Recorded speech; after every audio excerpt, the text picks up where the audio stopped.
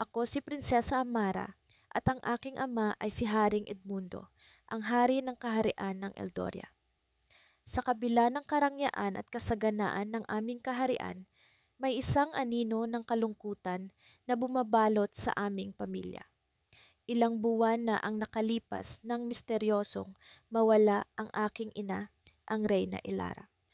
Ang kanyang pagkawala ay nagbigay daan sa maraming katanungan at takot hindi lamang sa aming pamilya kundi sa buong kaharian.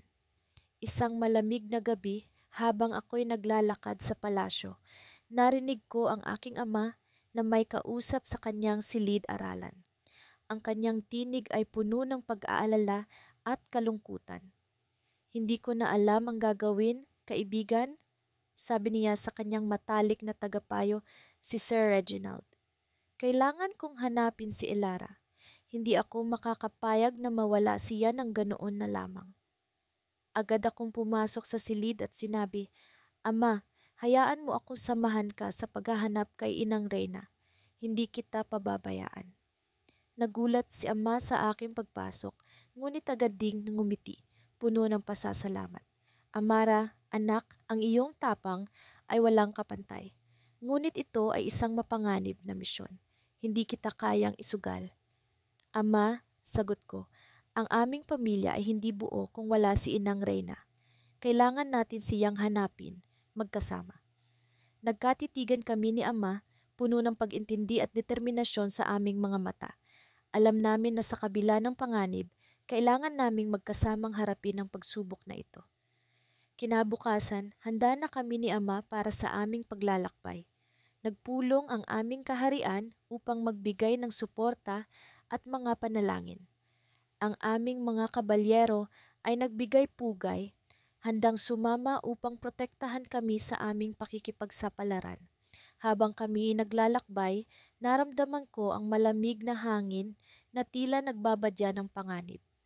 Ngunit sa kabila ng takot, naroon ang aking determinasyon na makita muli ang aking ina. Sa unang gabi ng aming paglalakbay, nagkampo kami sa isang kagubatan.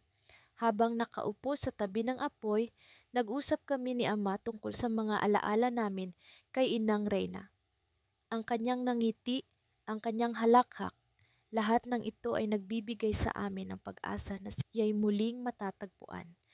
Ngunit sa kalagitnaan ng gabi, habang ang lahat ay tahimik, isang kakaibang tunog ang umalingaw-ngaw sa paligid. Para itong isang bulong na tinatangay ng hangin. Agad kaming nagising, ang aming mga espada ay handa sakaling may panganib.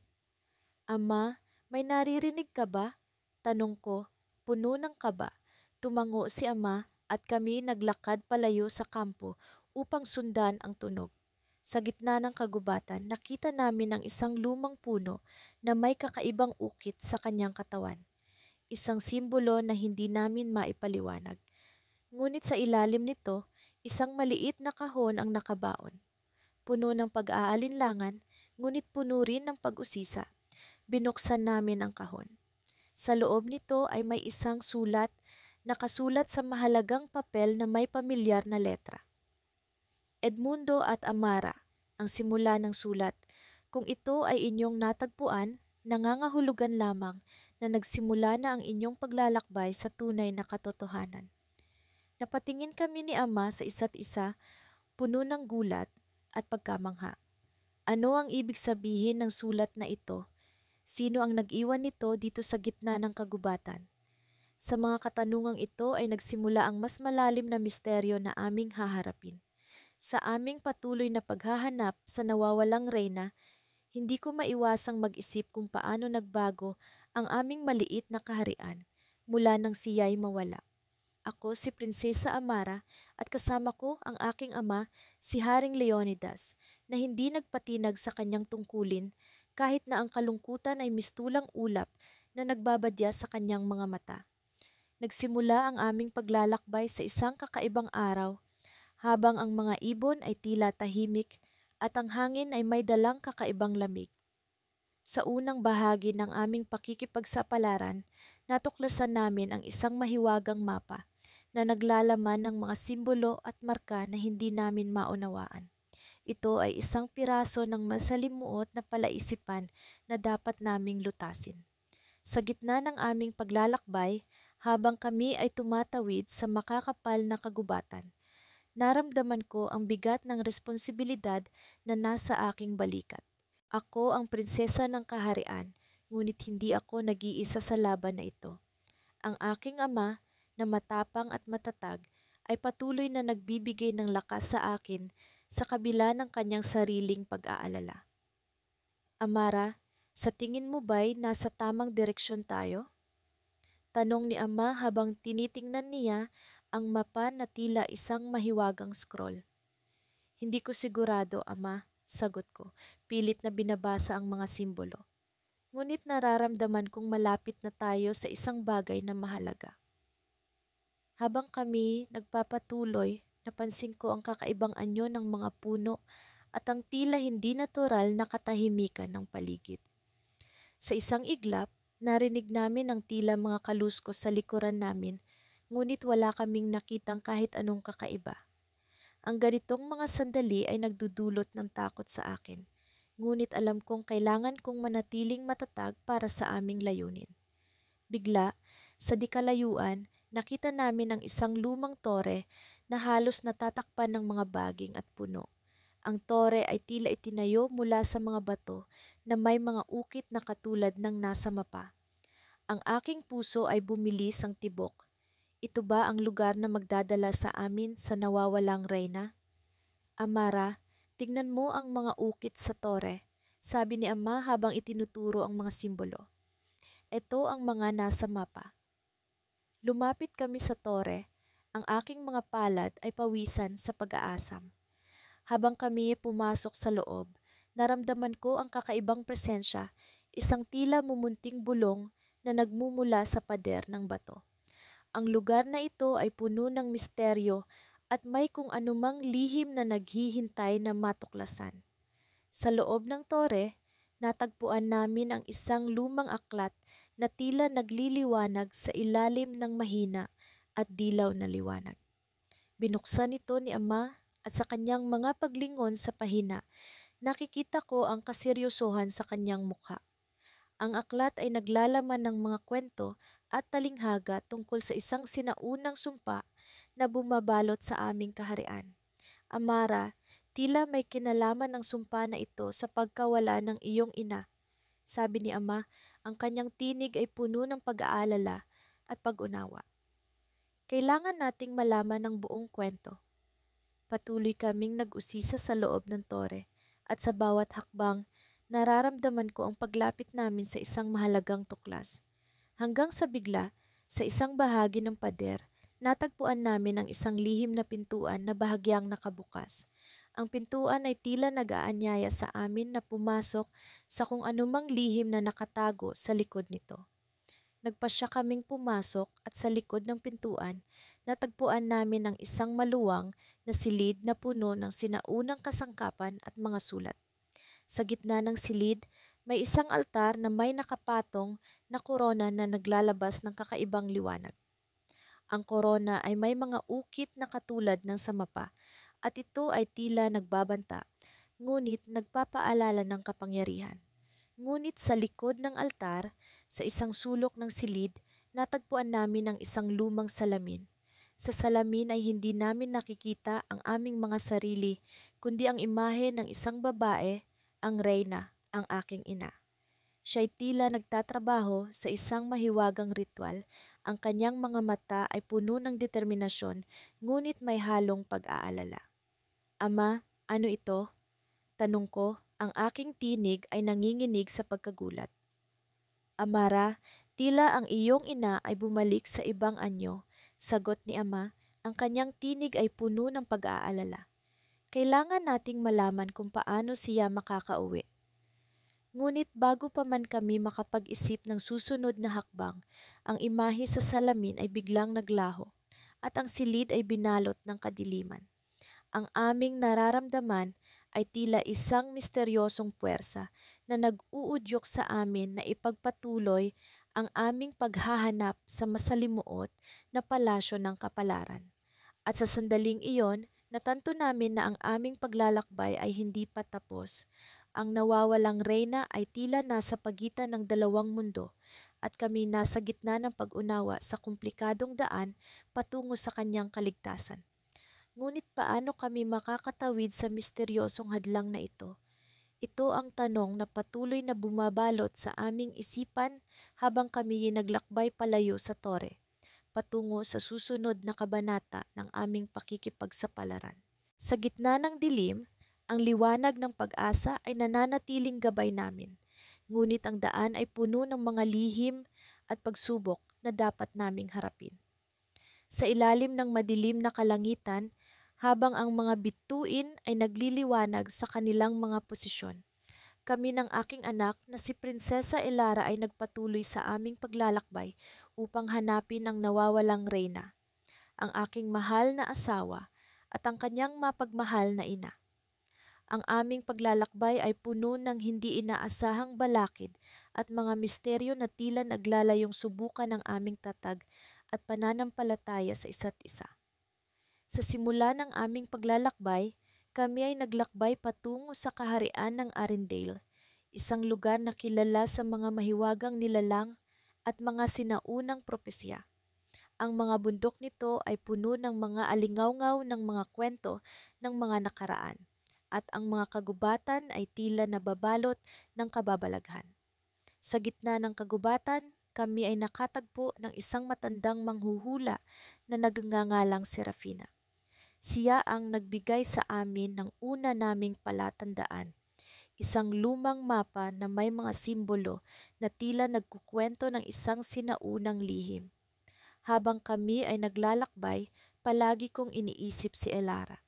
Napakabata pa niya para sa ganitong klasing misyon, ngunit ang tapang at talino niya ay hindi maikakaila. Sa gabing iyon, habang kami ay nagpapahinga sa ilalim ng isang malaking puno, nag-usap kami tungkol sa aming mga alaala kasama ang reyna. Ang kanyang mga ngiti, ang kanyang halakhak, at ang kanyang walang kapantay na pagmamahal sa amin. Ito ang nagbibigay sa amin ng lakas upang ipagpatuloy ang aming paghahanap. Sa aming paglalakbay, kami ay nakatagpo ng mga kakaibang nilalang, ang mga ligaw na halimaw na kilala bilang shadow beasts. Ang kanilang mga mata ay kumikislap sa dilim at ang kanilang mga pangil ay tila palaging handang sumalakay. Ngunit sa kabila ng panganib, ginamit ni Elara ang kanyang natutunang mahika upang kalmahin ang mga nilalang, at sa kanyang husay, kami ay ligtas na nakalampas sa kanilang teritoryo. Dumating ang araw na kami ay nasa gitna ng isang malawak na lambak kung saan ang mga bulaklak ay tila kumakanta sa hangin. Dito namin nakilala si Elyon, isang batang mandirigma mula sa tribo ng mga Luminara. Ang kanyang balat ay kumikinang sa liwanag ng araw at ang kanyang mga mata ay puno ng karunungan. Sinabi niya sa amin na ang lambak na ito ay may lihim na daanan patungo sa isang sinaunang templo kung saan ang mga sagot sa aming mga katanungan ay maaaring matagpuan.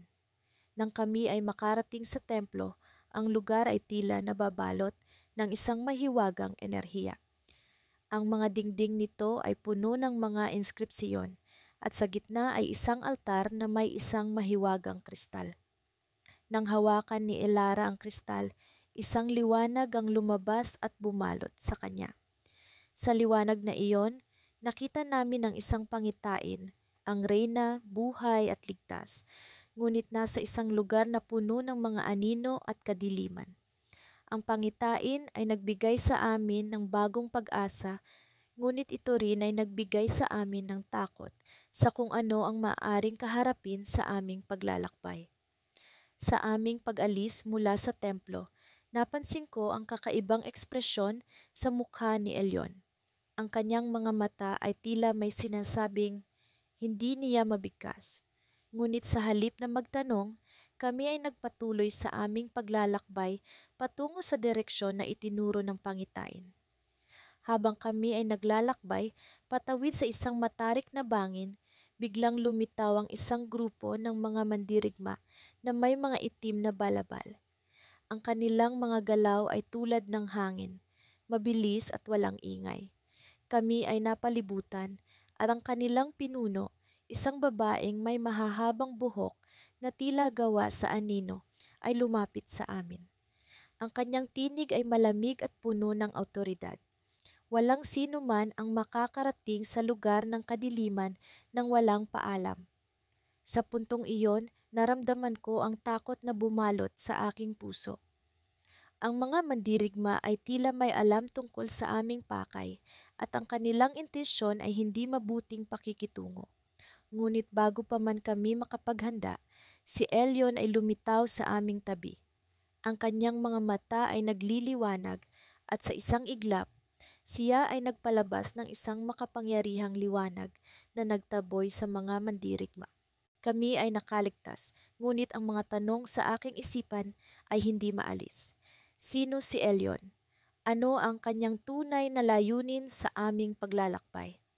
Sa mga sagot na hinahanap namin, ang kanyang presensya ay tila nagdadala ng bagong misteryo.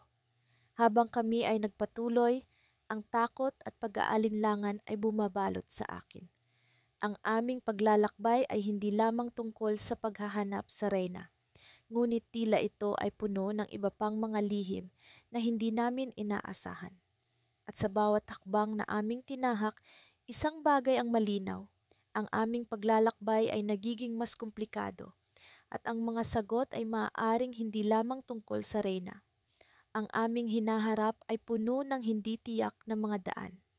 Ang araw ay tila nagtatago sa likod ng makakapal na ulap habang tinatahak namin ng aking anak na si Prinsesa Elara ang masukal na kagubatan na kilala sa tawag na kagubatan ng anino.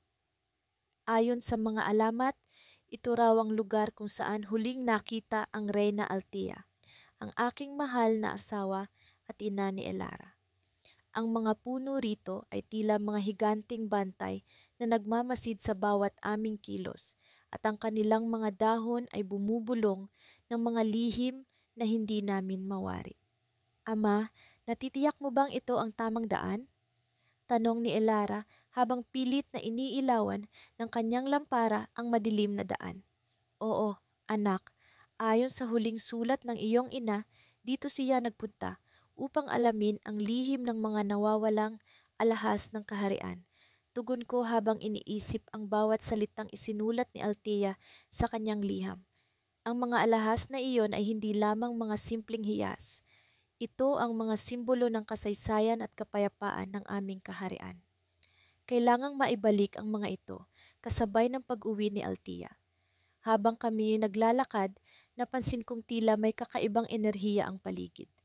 Ang hangin ay tila puno ng bulong ng mga kaluluwang nawawala at ang lupa ay nanginginig sa bawat hakbang namin.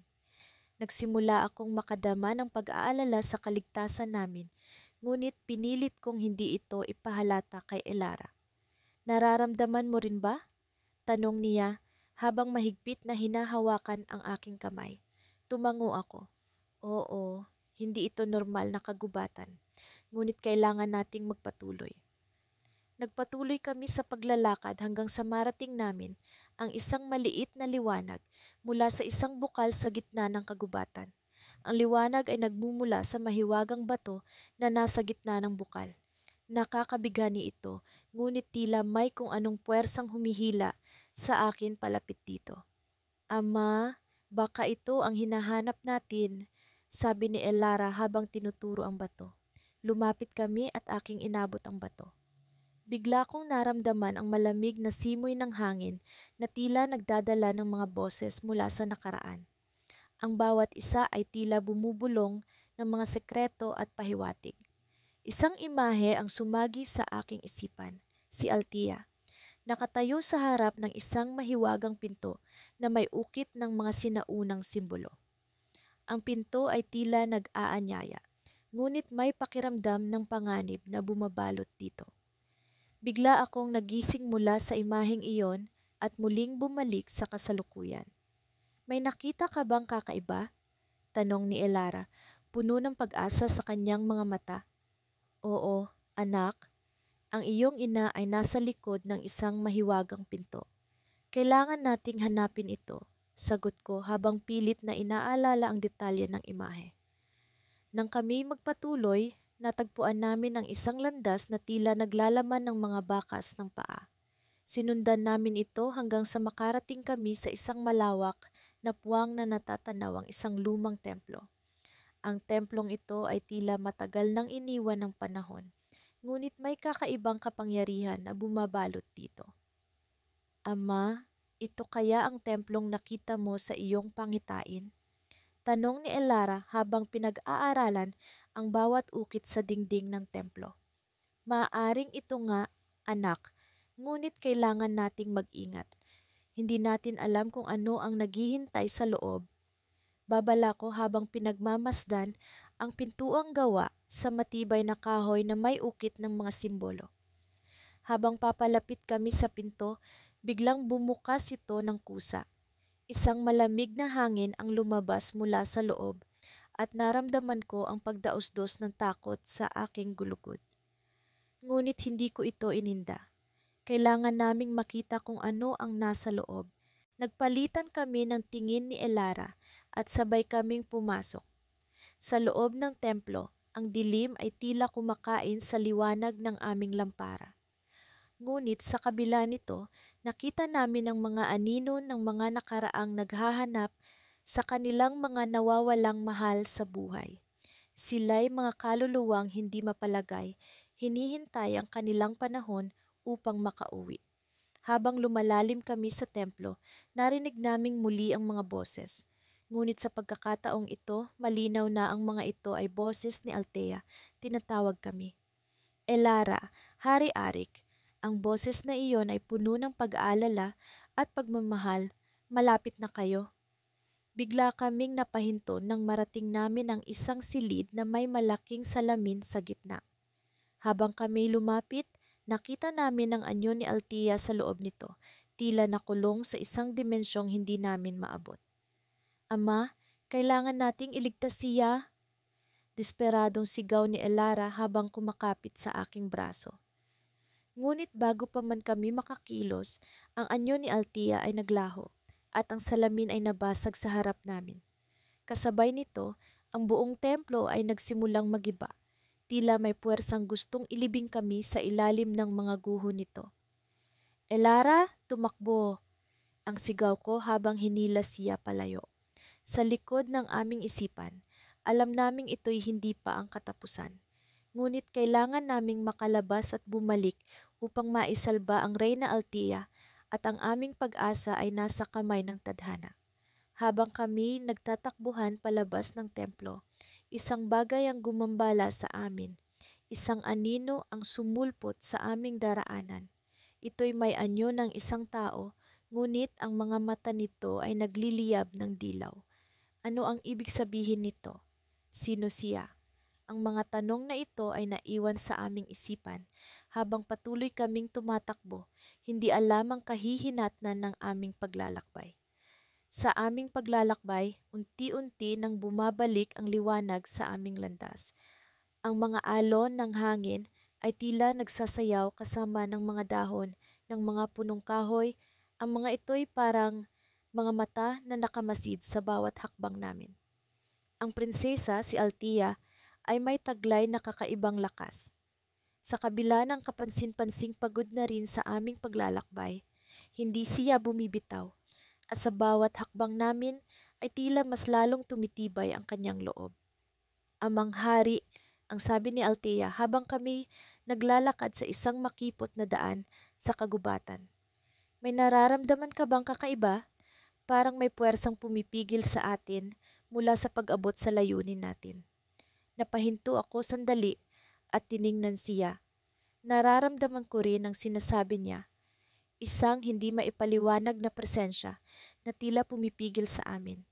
Oo, anak, parang may anino na sumasabay sa atin ngunit hindi natin makita. Nagpatuloy kami sa paglalakad hanggang sa makarating kami sa isang lumang tore sa gitna ng kagubatan. Ang tore ay may kalumaan na, ang mga bato nito'y tila kumikislap sa sikat ng araw. Sa unang tingin, parang wala itong kahulugan. Ngunit si Althea ay hindi nag-atubiling lapitan ito. May kakaiba dito, ama. Parang may tinatago itong lihim. Lumapit siya sa pader ng tore at sinimulang kapain ang mga batong tila buhay. Sa bawat haplos niya, parang umiikot ang mundo at isang pinto ang unti-unting nagbukas sa harap namin. Isang lihim na lagusan. Hindi ko inasahan na may ganitong hiwaga sa tore. Ang lagusan ay bumubuga ng malamig na hangin at ang mga anino sa loob ay tila gumagalaw. Althea, ingat ka, sabi ko, ngunit alam kong hindi na namin ito maiiwasan. Ito na ang susunod na hakbang sa paghahanap sa nawawalang reyna. Pumasok kami sa lagusan. Ang mga dingding nito'y puno ng nakaukit na mga simbolo at larawan na tila nagkukwento ng isang sinaunang alamat. Sa loob, naramdaman naming tila may mga mata na nakamasid sa amin. Ang presensya ng lugar na ito ay hindi maipaliwanag. Parang ito ang sentro ng misteryo ng aming kaharian.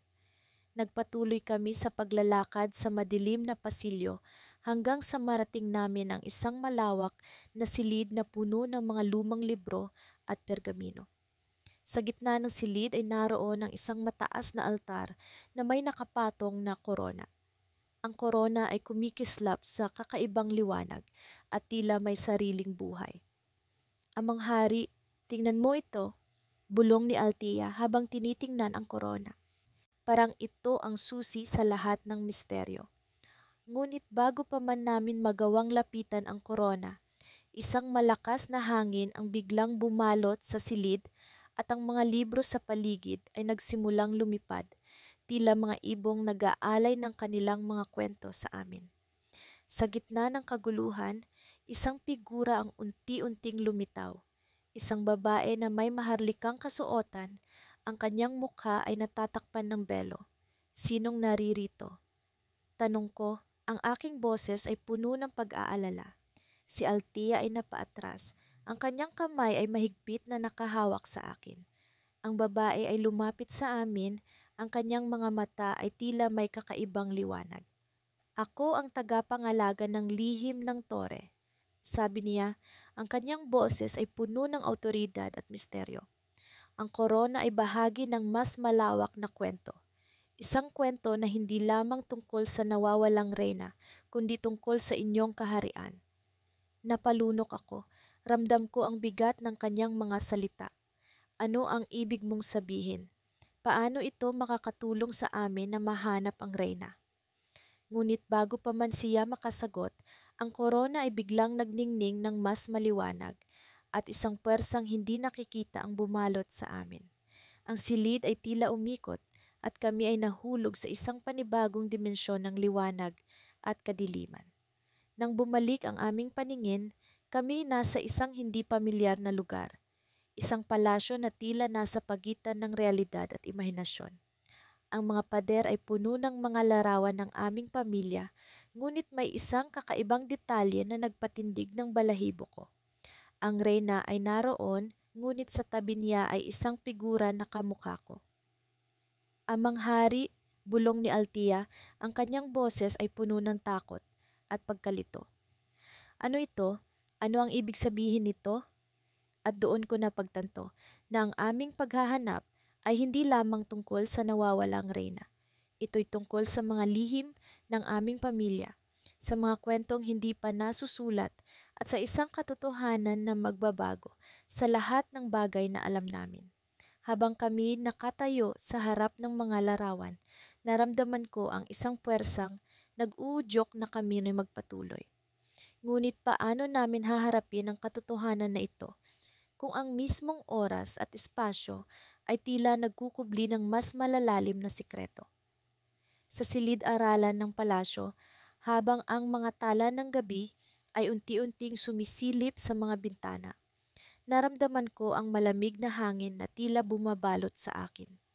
Ako si Prinsesa Elara, anak ng Hari Alden ng Kaharian ng Eldoria.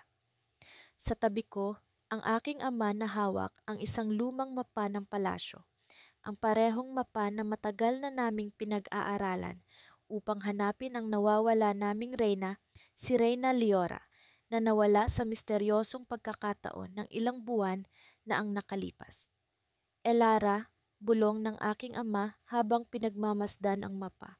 May isang lugar sa palasyo na hindi pa natin natutuklasan. Isang lihim na silid na matatagpuan sa likod ng lumang aklatan. Ang mga salitang iyon ay nagbigay sa akin ng kakaibang kuryosidad at kaba. Ang lumang aklatan ay matagal nang hindi binibisita, puno ng alikabok at mga aklat na tila nababalot ng misteryo. Nagpasya kaming puntahan ito, dala ang aming pag-asa na baka doon namin matagpuan ang nawawala naming reyna. Pagdating namin sa aklatan, ang mga kandila ay nagbigay liwanag sa madilim na sulok nito. Ang mga anino ng mga lumang aklat ay tila may buhay, dumadampi sa aming mga mukha habang binubuksan namin ang bawat pinto, naghahanap sa bawat sulok ng palasyo. Sa wakas, natagpuan namin ang isang pader na may kakaibang ukit, tila mga simbolo na hindi namin mawari. Sa ilalim nito, may isang maliit na kahon na nakabaon. Nang buksan ito, natagpuan namin ang isang susi. Isang lumang susi na tila hiya sa kanyang kalumaan. Elara, ito na yata ang susi sa silid na iyon, sabi ng aking ama na may halong pag-asa sa kanyang tinig. Habang hawak ko ang susi, naramdaman ko ang bigat ng aming misyon. Ang silid na ito ay maaaring maging susi sa pagkawala ng Reyna Leora. Pinuntahan namin ang pader na may mga simbolo at ang susi ay eksaktong tumugma sa isang maliit na butas sa gitna nito. Nang ipihit namin ang susi, ang pader ay dahan-dahang bumukas. Nagbigay daan sa isang makipot na pasilyo na tila matagal nang hindi dinadaanan. Ang pasilyo ay madilim, puno ng alikabok at mga agyo. Habang naglalakad kami, naramdaman ko ang malamig na hangin na tila umaagos mula sa dulo nito. Ang aking ama ay nagmamadaling naglakad sa unahan. Ang kanyang tapang at determinasyon ay nagbibigay sa akin ng lakas ng loob na sumunod sa kanya. Sa dulo ng pasilyo, isang pintuan ang bumungad sa amin.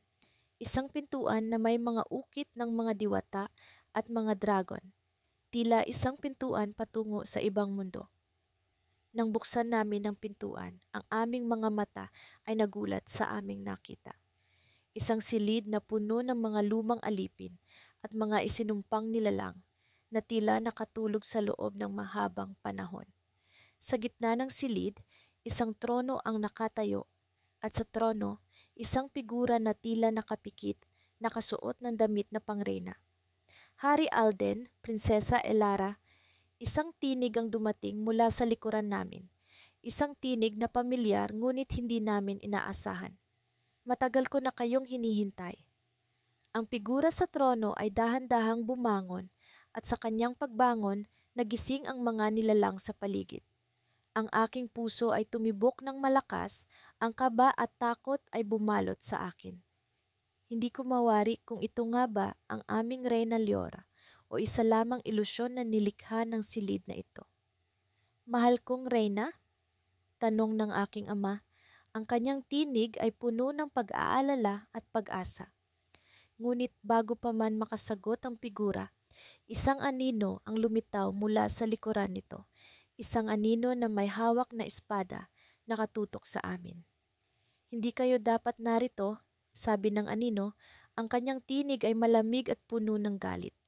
Ang figura sa trono ay ngumiti, isang ngiti na tila puno ng lihim, na nagbigay sa amin ng babala na ang silid na ito ay may mas malalim na misteryo. Ang nawawalang reyna ay narito, sabi ng figura, ngunit hindi siya ang inaasahan niyo. Ang mga salitang iyon ay tila mga palaso na tumama sa aming mga puso. At sa sandaling iyon, napagtanto namin na ang aming paglalakbay ay hindi pa tapos, na ang totoong Reyna Leora ay nasa ibang lugar, na ang silid na ito ay isa lamang bahagi ng mas malaking palaisipan. Habang nag-iisip kami ng aming susunod na hakbang, ang pintuan ay biglang nagsara at kami ay naiwan sa dilim kasama ang mga nilalang na nagising sa paligid. Ang aming paglalakbay ay nagkaroon ng bagong twist, Isang palaisipan na kailangan naming lutasin upang mahanap ang tunay na reyna. At sa gitna ng lahat ng ito, kami ay nanatiling magkasama, puno ng pag-asa at determinasyon na matagpuan ang katarungan para sa aming mahal na nawawalang Reyna Leora. Sa kabila ng liwanag ng araw na bumabati sa amin, ang pakiramdam ay tila nagkukubli kami sa lilim ng misteryo. Ako, ang hari ng kaharian, ay naglalakbay kasama ang aking anak na si Prinsesa Elara sa isang panibagong yugto ng aming pakikipagsapalaran. Ang hangin sa paligid ay may bahagyang lamig na para bang may ibinubulong na lihim na hindi namin lubos na maunawaan. Matapos naming matuklasan ang lumang mapa na natagpuan ni Elara sa loob ng lumang aklatan ng kastilyo, ang aming paglalakbay ay nagkaroon ng bagong direksyon. Ang mapa ay may marka ng isang lugar na hindi namin alam na umiiral, isang lumang kastilyo na matagal nang iniwan ng mga tao sa kaharian. Ayon sa mga kwento, ang kastilyong iyon ay tahanan ng mga sinaunang hari, ngunit ito'y binalot ng mga alamat ng pagkawala at kadiliman. Habang kami na naglalakad patungo sa kastilyo, nararamdaman ko ang kaba sa aking dibdib. Hindi ko maalis sa isip ang larawan ng aking nawawalang reyna. Paano kung ang kastilyong ito ay may kinalaman sa kanyang pagkawala? Paano kung ang mga sagot sa aming mga tanong ay nakatago sa loob ng mga pader nito? Amang hari, wika ni Elara, ang kanyang tinig ay puno ng determinasyon. Alam kong mahirap ito para sa iyo, ngunit kailangan nating magpatuloy. Ang pakiramdam ko, malapit na nating matuklasan ang katotohanan. Tumango ako, pinipilit na hindi ipakita ang aking takot. Oo, anak, hindi tayo susuko hanggat hindi natin siya natatagpuan. Sa aming pagdating sa kastilyo, agad kong napansin ang kakaibang aura ng lugar. Ang mga pader ay natatakpan ng mga baging. Ang pintuan ay tila matagal nang hindi nagagalaw. Ang kapaligiran ay punong-puno ng katahimikan na para bang binabantayan ng mga espiritu ng nakaraan. Pumasok kami sa loob, ang aming mga hakbang ay nag-echo sa lumang sahig na kahoy. Sa loob, ang kastilyo ay tila isang maze ng mga silid at pasilyo. Ang bawat sulok ay may mga lumang kasangkapan, mga larawan ng mga taong hindi ko kilala at mga piraso ng kasaysayan na hindi na mapagbabalikan. Habang kami naglalakbay sa loob, naramdaman ko ang pagkakaroon ng isang presensya na para bang may mga mata na nagmamasid sa aming bawat galaw. Sa isang silid na may malaking salamin, napansin naming may kakaibang marka sa sahig. Ito'y tila simbolo na hindi namin nauunawaan. Lumapit kami upang masusing pag-aralan ito. At sa aking pagkagulat, ang marka ay biglang nagliwanag. Ang sahig ay nagsimulang umusog, nagbigay daan sa isang lihim na lagusan sa ilalim. Amang hari, ano ito? Tanong ni Elara. Ang kanyang tinig ay nag-uumapaw ng pagtataka. Hindi ko alam ang sagot, ngunit alam kong ito'y mahalaga. Ito'y tila isang daan patungo sa mga sagot na hinahanap natin, anak. Kailangan nating bumaba. Nagpatuloy kami sa loob ng lagusan. Ang aming mga hininga ay nagiging mas mabigat sa bawat hakbang. Ang daan ay palalim ng palalim hanggang sa marating namin ang isang malawak na silid na puno ng mga sinaunang aklat at scrolls. Sa gitna ng silid ay may isang pedestal at sa ibabaw nito ay may isang korona na kumikinang sa liwanag ng mga sulok. Lumapit kami sa korona at ang aking puso ay bumilis ang tibok. Ang korona ay may mga ukit na pamilyar sa akin, mga simbolo ng aming kaharian. Ngunit sa ilalim nito may isang liham na nakatupi.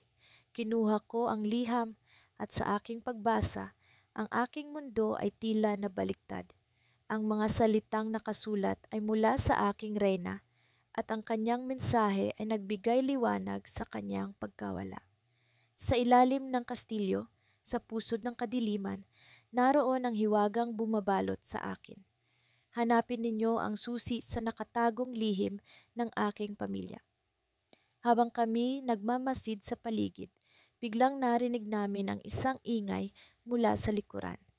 Ang pinto ng silid ay unti-unting nagsara at sa gilid nito ay may anino na kumikilos, isang figura na hindi namin inaasahan.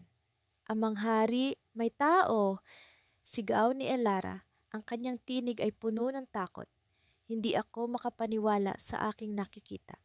Ang figura ay tila isang bantay ng kastilyo, ngunit ang kanyang mga mata ay naglalaman ng lihim na hindi ko maunawaan.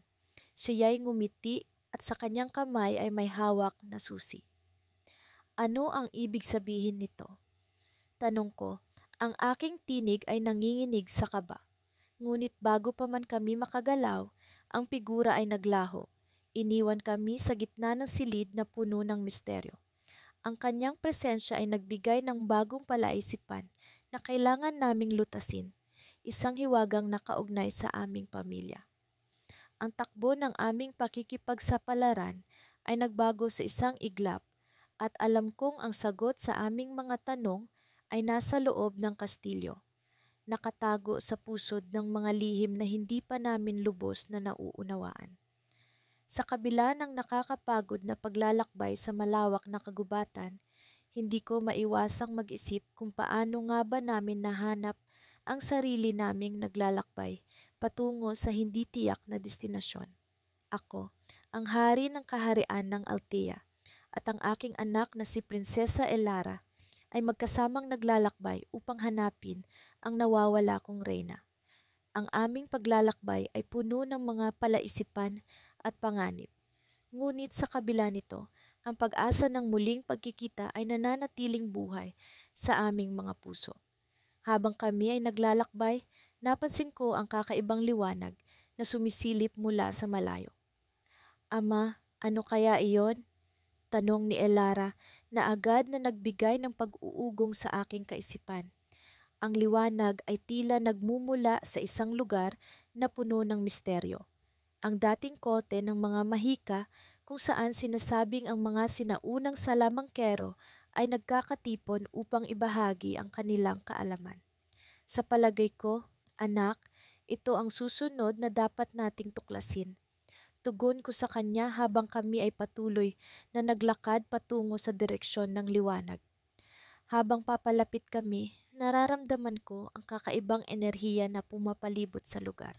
Ang hangin ay puno ng mga bulong ng nakaraan, tila mga alingawngaw ng mga mahikal na salaysay na matagal nang nalimutan. Pagdating namin sa lupain ng dating korte, nakatagpo kami ng isang lumang pader na puno ng mga simbolo at ukit. Ang mga ito ay hindi pamilyar sa akin, ngunit tila pamilyar kay Elara. Ama, ang mga simbolo. Ito ang mga lumang marka ng mga sinaunang salamangkero. Saad ni Elara habang maingat na hinahaplos ang mga ukit. Ang kanyang mga mata ay nagniningning sa pag-unawa. At sa sandaling iyon, napagtanto ko na ang kanyang koneksyon sa mahiwagang mundo ay mas malalim kaysa sa inaasahan ko. Paano mo nalalaman ang mga ito, anak? Tanong ko, puno ng pagtataka at paghanga. Sa aking mga panaginip, ama, lagi silang naroroon. Mga simbolo, mga bulong. Ngayon, ito ay tila isang tawag. Paliwanag ni Elara na nagiwan sa akin ng mas maraming tanong kaysa sagot. Habang patuloy naming iniimbestigahan ang lugar, natuklasan namin ang isang lihim na pintuan sa likod ng makapal na baging. Sa pagpasok, ang loob ay puno ng mga lumang aklat at kasangkapan na tila hindi nagalaw sa loob ng mga siglo. Ang lugar ay naglalabas ng hindi maipaliwanag na aura na nagbigay sa akin ng pakiramdam na kami ay nasusubok. Dito namin natagpuan ang isang lumang scroll na may mga nakasulat na mahikal na salita na may salaysay tungkol sa isang sinaunang propesya. Ang reyna ng Altea ay maglalaho, ngunit sa kanyang pagkawala ay magbabalik siya bilang tagapagligtas. Bulong ni Elara habang binabasa ang mga nakasulat sa scroll. Ang mga salitang iyon ay nagbigay sa akin ng pag-asa. Ngunit sa kabila ng saya, may bahagi rin ng takot. Paano kung ang pagkawala ng reyna ay hindi simpleng pagkakawala, kundi bahagi ng isang mas malawak na plano. Habang kami ay nagkukuwento, bigla kong napansin ang isang kumikislap na bagay sa gilid ng silid. Lumapit ako at natagpuan ang isang mahiwagang salamin, tila nagpapakita ng iba't ibang imahe sa bawat pagtingin. Sa unang pagtingin, ito ay tila isang ordinaryong salamin, ngunit sa bawat paglapit, ang imahe ay nagiging mas malinaw. Isang imahe ng isang babae na pamilyar sa akin. Ang aking reyna, ngunit hindi siya nag-iisa. Sa kanyang tabi, may nakatayong isang anino, isang figura na hindi ko mawari. Ama, ang salamin, sabi ni Elara, na tila nahuhulog sa misteryo ng mga imahe. Tila nagpapakita ito ng hinaharap. Ngunit ang tanong ay sino ang figura sa tabi ng aking reyna? Ang sagot ay tila malapit, ngunit hindi ko pa rin maabot. Ang figura ay biglang nagbago, nagiging isang bagay na mas nakakatakot, isang babala. Elara, kailangan nating magmadali. Ang oras ay tumatakbo, sabi ko, puno ng pangamba sa kung ano ang maaaring mangyari sa hinaharap. Sa puntong iyon, naramdaman ko ang biglaang pagyanig ng lupa. Tila ang buong lugar ay nagbabalak na bumagsak. Ngunit sa halip na takot, ang aking puso ay puno ng determinasyon. Alam namin na ang aming paglalakbay ay hindi malapit na matapos. Sa halip, ang tunay na pakikipagsapalaran ay nagsisimula pa lamang. Ang aming paglalakbay ay hindi lamang tungkol sa paghahanap sa aming nawawalang reyna, kundi pati na rin sa pagtuklas ng katotohanan sa likod ng propesya. Habang nagmamadali kaming lumabas sa lumang korte, isang alingawngaw ang lumitaw mula sa likod namin. Isang bulong na puno ng misteryo at pag-asa. Ang oras ay darating, ang tagapagligtas ay babalik. Saad ng boses na nagbigay sa amin ng pag-asa at pag-aalinlangan. Ngunit sino nga ba ang figura sa salamin? Ito ba ay kaibigan o kaaway? Ang sagot ay nananatiling nakatago. Ngunit sa bawat hakbang, kami ay mas malapit sa pagtuklas ng tunay na lihim ng aming kaharian. Sa wakas, narating namin ni Amara ang paanan ng bundok kung saan sinasabing nawala ang reyna. Pakiramdam ko'y hindi na ako makahinga sa kaba at pananabik. Habang abala ang prinsesa sa pagtingin sa mapa, pilit kong inalala ang mga kwento ng aking reyna, ang kanyang mga kwento ng kababalaghan, ng mga lihim na lagusan at mga sinaunang misteryo na tinatagong mabuti ng kaharian. Amara, sigurado ka bang dito nga ang daan? Tanong ko habang tinititigan ang madilim na kuweba na tila may sariling buhay. Naglalabas ng malamig na hangin at misteryosong tunog. Oh, ama, sagot niya, puno ng pag-asa sa kanyang tinig. Ang mapa ay malinaw na itinuturo ang direksyon na ito, ngunit kailangan nating mag-ingat. Humakbang kami papasok sa loob. Ang paligid ay nababalot ng kislap ng mga kristal na tila nagsisilbing ilaw sa madilim na daanan. Sa bawat hakbang ay nararamdaman ko ang bigat ng responsibilidad. Ang paghahanap sa nawawalang reyna ay hindi lamang isang misyon. Ito ay isang personal na layunin. Ang reyna, ang aking reyna, ay ang aking gabay at inspirasyon. Ang kanyang pagkawala ay nag-iwan ng puwang sa aking puso na hindi kayang punuan ng kahit sino. Habang naglalakad kami, biglang may narinig kaming lagitik sa likuran. Agad kaming nagtinginan ni Amara, pareho naming alam na hindi kami nag-iisa. Sa lalim ng kuweba, ang anino ng mga bato ay tila gumagalaw, nagbabanta at nanghihikayat. Ngunit hindi kami nagpatinag. Sa halip, pinatatag namin ang aming loob at nagpatuloy. Sa gitna ng aming paglalakbay, natuklasan namin ang isang silid na puno ng mga sinaunang kagamitan at mga nakaukit na larawan sa dingding. Ang mga ukit ay naglalarawan ng kwento ng kaharian, mga digmaan, kapayapaan at pagkakaisa. Ngunit ang isang larawan ay agad na pumukaw sa akin. Ang reyna nakatayo kasama ang isang mahiwagang nilalang. Ama, tingnan mo ito, sabi ni Amara, hinahaplos ang alikabok mula sa larawan. Ano kaya ang ibig sabihin nito? Nagpatuloy kami sa pagsusuri sa silid at sa isang sulok nito ay may natagpuan kaming isang luma ngunit matibay na pinto. Ang pinto ay may mga simbolong hindi pamilyar sa akin, ngunit sa likod nito ay tila may naririnig kaming mahinang pag-aawit, isang melodiya na nagdadala ng damdaming kapayapaan at pag-asam. Amara, naririnig mo ba iyon? Tanong ko. Lumalapit sa pintuan habang ang tunog ay palakas ng palakas. Oo, ama, parang tinatawag tayo nito. Sagot niya, puno ng pagkamangha sa kanyang tinig. Nagpalitan kami ng tingin, pareho naming alam na oras na para buksan ang pinto at tuklasin ang nasa likod nito. Ngunit bago ko pa man maabot ang hawakan, biglang may lumitaw na figura mula sa dilim, isang matandang lalaki na may suot na balabal na tila gawa sa mga bituin. Sino kayo? Tanong niya. Ang kanyang tinig ay puno ng awtoridad, ngunit may halong pagkamangha. Mga naghahanap, sagot ko. Hindi nawawala ang aking tapang. Hinahanap namin ang reyna ng kaharian. Ngumiti ang matandang lalaki. Ang kanyang mga mata ay tila lumiliwanag sa kadiliman. Ang paghahanap ay hindi laging nangangahulugang paglalakbay. Minsan ito ay nangangahulugang pag-unawa. Bago pa man kami makapagtanong, biglang bumukas ang pinto ng kusa. Sa likod nito ay naglalaman ng isang tanawin na hindi namin inaasahan. Isang mundo na puno ng liwanag at mga nilalang na hindi namin akalaing umiiral.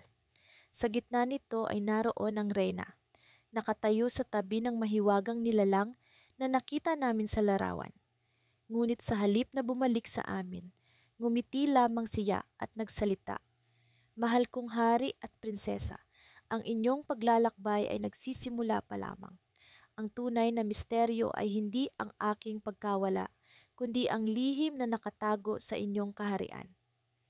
Ako ay natigilan.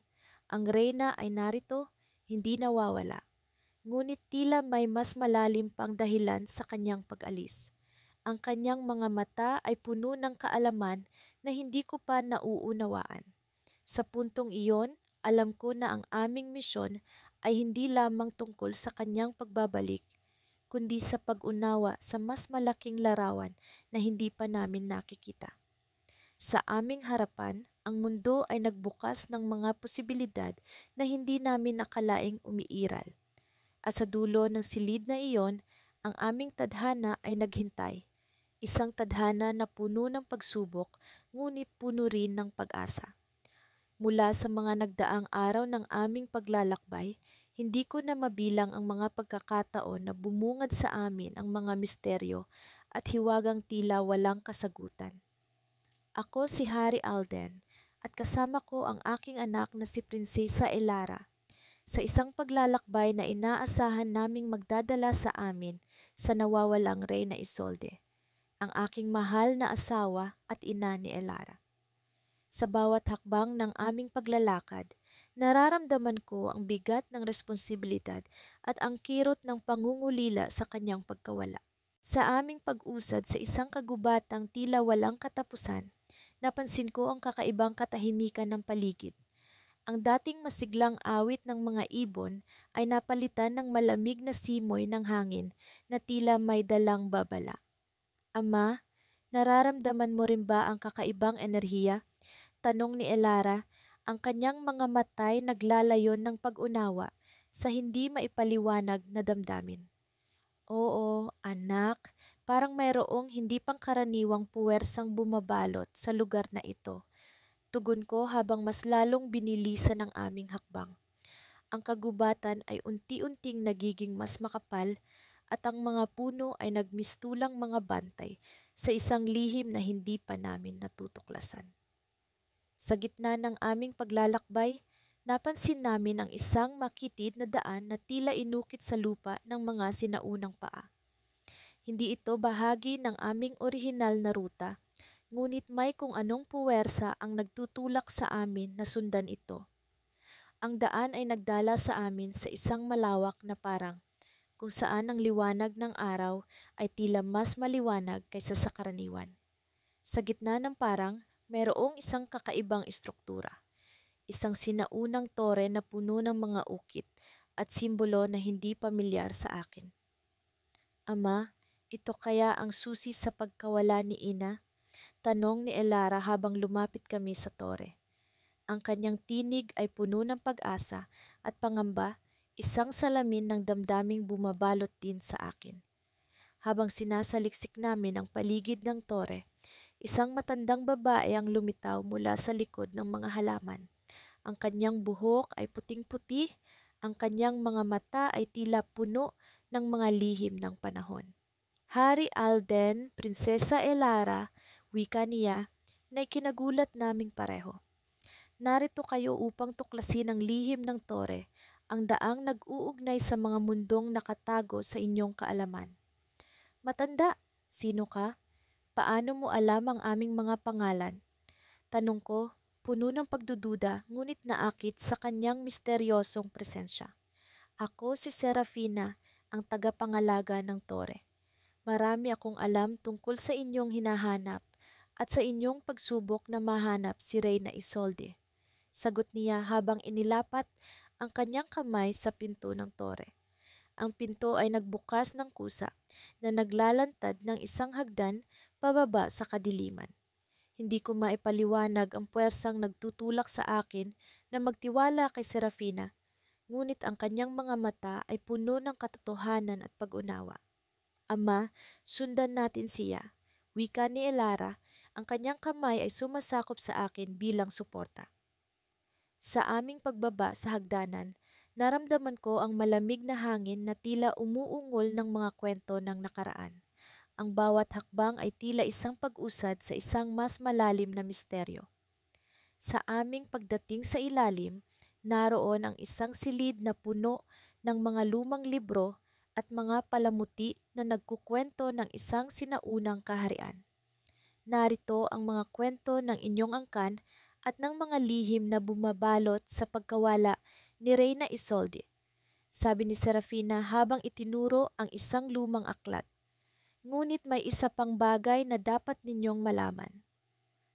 Habang binubuksan ni Elara ang aklat, isang liwanag ang biglang bumalot sa silid. Sa gitna ng liwanag, isang figura ang lumitaw, isang reyna na pamilyar sa aming mga mata. Si Reyna Isolde, ngunit tila ibang-iba, puno ng enerhiya at kapangyarihan na hindi ko pa nakikita sa kanya noon. Elara Alden, wika ni Isolde, ang kanyang tinig ay puno ng pagmamahal at misteryo. Ang inyong paglalakbay ay hindi lamang para sa aking pagkawala, kundi para sa isang mas malaking layunin. May mga lihim na mag-uugnay sa ating pamilya sa mga puwersa na bumabalot sa kaharian. Habang lumuluha si Elara sa muling pagkakita sa kanyang ina, naramdaman ko ang isang kakaibang damdamin. Ang silid ay unti-unting naglaho at ang tore ay biglang niyanig ng isang hindi maipaliwanag na puwersa. Serafina, ano ang nangyayari? Tanong ko, puno ng pag-aalala at takot. Ngunit bago pa man kami makakuha ng sagot, ang tore ay naglaho sa isang iglap at kami ay naiwang nakatayo sa kalagitnaan ng parang walang bakas ng tore o ng aming nakita. Ang aming mga tanong ay naiwang nakabitin sa hangin at ang misteryo ay mas lalong lumalim. Sa likod ng alab ng lihim, natanto ko na ang aming paglalakbay ay mas malawak kaysa sa inaasahan namin. At sa likod ng bawat hakbang, isang bagong pagsubok ang naghihintay na tuklasin. Sa kalagitnaan ng aming paglalakbay, naramdaman ko ang bigat ng kawalan ng aming reyna. Ang palaisipan na bumabalot sa kanyang pagkawala ay tila isang malalim na dagat na hindi namin matanto ang dulo. Sa bawat hakbang na aming tinatahak, lalong bumibigat ang aking puso. Ngunit sa kabila nito, hindi ko pinapahalata kay Prinsesa Amara. Ang kanyang mata ay puno ng determinasyon, isang apoy na hindi mapapatay ng anumang unos. Hari, tingnan mo ito, sabi ni Amara, habang itinuro ang isang lumang mapa na natagpuan sa isang lihim na silid sa loob ng palasyo. Hindi ko alam kung paano niya natagpuan ang silid na iyon, ngunit sapat na ang kanyang kakayahan sa paggalugad. Isang arko ang nakaukit sa itaas ng pinto ng silid at sa loob nito ay ang mga simbolo na hindi ko pa nakikita. Anong meron diyan, Amara? Tanong ko habang sinusuri ang mapa.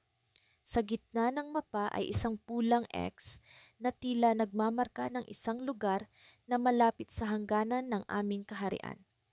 Isang lugar na matagal nang hindi nagagalaw sa aming kasaysayan. Sa palagay ko, dito natin matatagpuan ang susi sa pagkawala ni Ina. Sagot niya, ang kanyang mga mata ay kumikinang sa pag-asa. Isang pag-asang matagal ko nang hinahanap. Habang naglalakbay kami patungo sa lugar na iyon, naramdaman ko ang malamig na hangin na dumadaloy sa paligid. Ang hangganan ay puno ng mga puno na tila mga bantay na nagmamasid sa aming pagdating. Ang mga dahon ay kumakaway sa amin, parang may nais sabihin na lihim. Natatakot ka ba, Amara? Tanong ko sa kanya, habang nararamdaman ko ang kanyang pag-aalinlangan. Hindi, Ama, nandito ako para sa kanya, para sa atin. Tugon niya. Ang kanyang sagot ay nagbigay sa akin ng lakas. Alam ko na sa likod ng kanyang tapang ay ang takot na mawala ng ina. Isang takot na akin ding nararamdaman. Sa wakas, narating namin ang pulang X sa mapa. Isang lumang tore ang nakatayo sa gitna ng kagubatan, tila nilamon na ng oras. Ang mga bato nito ay natatakpan ng lumot at ang mga bintana ay basag na, tulad ng mga pangarap na sinira ng panahon. Paano natin papasukin ito? Tanong ni Amara habang iniikot ang kanyang paningin sa paligid ng tore. Hindi ko alam, ngunit may pakiramdam akong ang pasukan ay hindi basta-basta makikita, sabi ko habang tinutuklas ang paligid. Sa likod ng tore natagpuan ko ang isang maliit na pintuan na nakatago sa likod ng mga palumpong. Buksan natin ito, sabi ko. Sa pagpasok namin, naramdaman ko ang malamig na hangin na bumabalot sa amin. Ang loob ng tore ay puno ng mga lumang gamit, mga libro na tila mga alaala ng nakaraan. Sa gitna ng silid, isang altar ang nakatayo at sa ibabaw nito ay isang lumang kwaderno. Habang binubuksan namin ito, natagpuan namin ang mga tala ng reyna. Ang kanyang mga saloobin, ang kanyang mga plano at ang kanyang huling pagkikita. Hari, basahin mo ito, sabi ni Amara habang iniabot ang kwaderno. Ang aking pag-alis ay hindi inaasahan. Ako ay nasa panganib, ngunit alam ko na sa huli ang liwanag ay mananalo. Hanapin niyo ako sa lugar kung saan nagsimula ang lahat. Basa ko sa isa sa mga pahina. Ang mga salitang iyon ay parang isang misteryo na hindi ko maunawaan. Anong ibig sabihin nito? Tanong ni Amara. Ang kanyang mukha ay puno ng pagkalito. Baka may bagay na hindi natin alam sa simula. Kailangan nating bumalik sa palasyo, sabi ko habang iniisip ang lugar na tinutukoy ng reyna. Ngunit bago pa man kami makalabas ng tore, isang malakas na ugong ang narinig namin. Ang lupa ay nagsimulang umalog at ang tore ay tila nagbubukas ng isang lihim na pintuan. Sa likod nito, isang daanan ang lumitaw, puno ng ilaw na tila nag-aanyaya sa amin. Mukhang ito ang sagot, sabi ni Amara habang humahawak sa aking kamay. Ngunit habang papalapit kami, nawala ang liwanag at ang daanan ay nagsara. Isang boses ang nagmula sa likod namin. Hindi niyo siya matatagpuan hanggat hindi niyo nalalaman ang tunay na kwento, sabi ng boses na puno ng misteryo at pag-aalinlangan. Sino ang boses na iyon at ano ang tunay na kwento? Sa gitna ng mga tanong, alam namin na ang aming paglalakbay ay hindi pa tapos. Ang mga lihim ng nakaraan ay tila mga anino na hindi namin matakasan at ang aming paghahanap ay nagiging mas komplikado kaysa sa inaakala namin. Ngunit sa kabila ng lahat, hindi kami susuko. Ang aming pag-asa ay ang liwanag na magdadala sa amin sa tamang daan. Sa kabila ng magulong mundo ng palasyo, na puno ng intriga at lihim, ako, ang hari ng Altagracia, ay nakatayo sa harap ng mapanglaw na kagubatan kasama ang aking anak na prinsesa, si Eliana. Sa likod ng aming mga pagod na katawan ay ang mahabang landas na tinahak namin upang mahanap si Reyna Isadora, ang aking pinakamamahal na asawa at ang ina ni Eliana na misteryosong nawala halos 2 buwan na ang nakalipas. Ang paglalakbay na ito ay hindi lamang para sa kaharian, kundi para sa aming pamilya na unti-unting nawawala ng pag-asa. Amang hari, nararamdaman ko ang kakaibang enerhiya sa paligid. Bulong ni Eliana habang unti-unti naming tinatahak ang makipot at madilim na daan. Ang maririkit na puno ng kagubatan ay tila mga bantay na nagmamasid sa aming bawat hakbang. Pabalik-balik ang mga ulap at ang hangin ay tila may daladalang mga lihim na nagtatago sa likod ng mga dahon. Anak, mag-ingat ka, tugon ko habang pinipilit na maging matatag sa kabila ng aking kaba. Ang kanyang kakayahang makaramdam ng enerhiya ay isang biyaya ng kanyang ina at madalas itong nagliligtas sa amin sa mga mapanganib na sitwasyon. Ngunit sa pagkakataong ito, ang kanyang nararamdaman ay tila hindi nagdadala ng pag-asa kundi ng pangamba. Sa aming paglalakad, natuklasan naming ang isang lumang mapa na iniwan ng isang mahiwagang nilalang, si Alicia, na aming nakilala sa nakaraang kabanata.